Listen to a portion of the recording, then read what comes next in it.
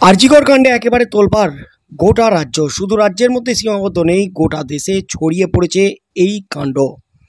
আরজিকরে মহিলা চিকিৎসককে ধর্ষণ করে খুন, এই ঘটনায় প্রতিবাদে বিক্ষোভে সামিল গোটা দেশের চিকিৎসকরা কর্মবিরতি পালন করছেন।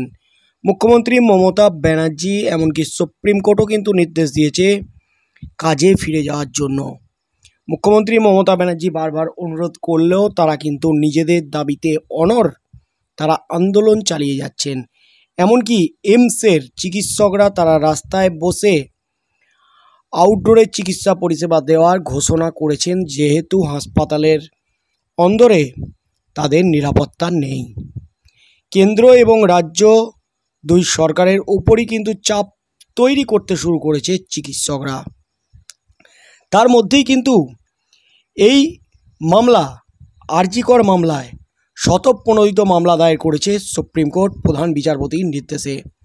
আর এই মামলাতে রাজ্যের হয়ে সওয়াল করছেন ভারতবর্ষের দুঁদে আইনজীবী, বর্ষিয়ান আইনজীবী তথা কংগ্রেস নেতা কপিল সিব্বল। রাজ্য সরকারের হয়ে কপিল সিব্বল এই মামলায় সওয়াল করাতেই কিন্তু চরম বিপাকে কপিল সিব্বল। কপিল সিব্বলকে নিয়ে কিন্তু প্রশ্ন তুলে দিয়েছে গোটা দেশ। গোটা দেশে সোশ্যাল মিডিয়ায় রীতিমতো কুপোকাত কপিল সিব্বল। তিনি ঘৃণ্য চরিত্র হয়ে উঠেছেন এমনই কিন্তু খবর উঠে আসছে। সোশ্যাল মিডিয়ায় সিব্বলকে নিয়ে যা চলছে তাতেই কিন্তু হইচই গোটা দেশ জুড়ে। কলকাতার আরজিকর মেডিকেল কলেজের তরুণী চিকিৎসকের ধর্ষণ ও নৃশংস বর্বরচিত হত্যাকাণ্ড মামলায় মঙ্গলবার সুপ্রিম কোর্টে শুনানি ছিল। শুনানিতে এই মামলায় রাজ্য সরকার ও রাজ্য পুলিশের ভূমিকা নিয়ে একাধিক প্রশ্ন তুলেছে খোদ সর্বোচ্চ আদালত। প্রধান বিচারপতি DY চন্দ্রচূড় একাধিক গুরুত্বপূর্ণ নির্দেশও দিয়েছেন। আর এই মামলাতেই পশ্চিমবঙ্গ সরকারের পক্ষে আইনজীবী ছিলেন প্রবীণ আইনজীবী কপিল সিব্বল। এদিকে এই প্রকার একটা নক্কারজনক ঘটনায় পশ্চিমবঙ্গ সরকার ও পুলিশকে বাঁচানোর চেষ্টা করে কপিল সিব্বল এখন সোশ্যাল মিডিয়ায় কার্যত ঘৃণ্য চরিত্র হয়ে উঠেছেন। সমাজবাদী পার্টির সমর্থনে এবারের লোকসভা নির্বাচনে উত্তরপ্রদেশ থেকে জেতা কংগ্রেসের এই সাংসদকে নিয়ে নেটিজেনরা তীব্র ক্ষোভ ও ঘৃণা উগরে দিয়েছেন। বর্তমানে হ্যাশট্যাগ কপিল সিব্বল ট্রেন্ড চলছে সোশ্যাল মিডিয়ায়। বিভিন্ন জন বিভিন্ন প্রতিক্রিয়াও দিচ্ছেন। একে নামে এক এক্স ব্যবহারকারী কপিল সিব্বলের মুখে জুতোর ছাপ দেওয়া ছবি পোস্ট করে লিখেছেন, মমতার পক্ষে অভিযুক্তদের রক্ষাকারী মুখ। ঘটনাকে ঘোরাতে এবং ভিকটিমকে দোষী প্রমাণিত করতে তাকে ভাড়া করা হয়েছে। তরুণীর উপর ঘটে যাওয়া ভয়াবহতার জন্য এও দায়ী।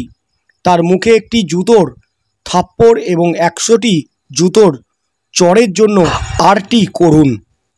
ওয়ালি নামে এক এক্স ব্যবহারকারী লিখেছেন, মমতাকে রক্ষা করতে সিব্বল নির্যাতিতার শোকার্ত পরিবারকে নিশানা করছে। এই পৃথিবীর সবচেয়ে নির্লজ্জ মানুষ। আরও একজনের প্রতিক্রিয়া, যদি নির্লজ্জতার একটা মুখ থাকতো। কপিল সিব্বল আরজিকরের নির্যাতিতার বিরুদ্ধে টিএমসি সরকারের পক্ষে হাজির হয়েছিলেন সুপ্রিম কোর্টে।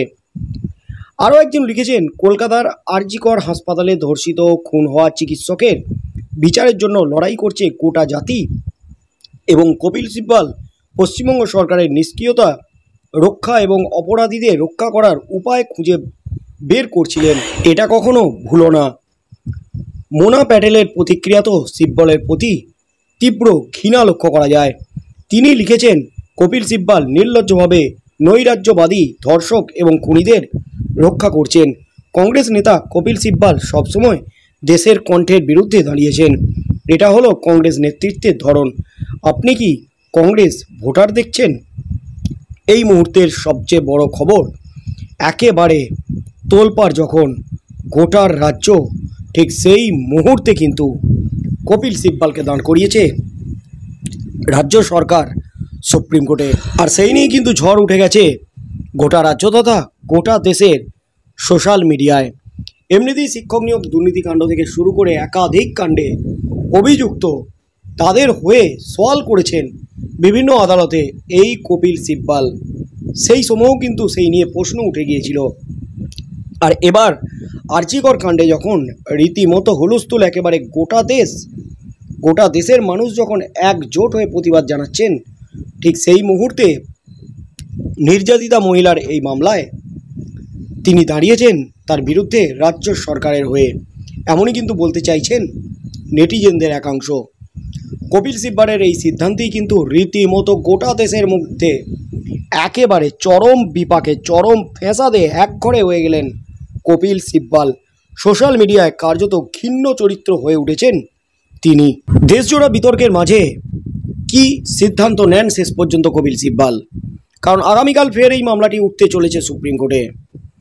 তিনি কি রাজ্য সরকারের হয়ে আইনজীবী থাকবেন, নাকি তিনি বিতর্কের মাঝে আইনজীবী রাজ্য সরকারের হয়ে মামলায় আইনজীবী হিসাবে আর লড়বেন না? কি সিদ্ধান্ত নিতে চলেছেন কপিল সিব্বাল? আর কপিল সিব্বালের বিরুদ্ধে সোশ্যাল মিডিয়ায় যে ঝড় উঠেছে, এটা কি সঠিক? সোশ্যাল মিডিয়ায় নেটিজেনরা যে সমস্ত বক্তব্য রাখছেন তা কি তারা ঠিক বলছেন নাকি ভুল বলছেন? কি মনে হয় বন্ধুরা, এই মুহূর্তে কপিল সিব্বালের কি করা উচিত? আপনাদের মতামত অবশ্যই আমাদের কমেন্ট বক্সে কমেন্ট করে জানান।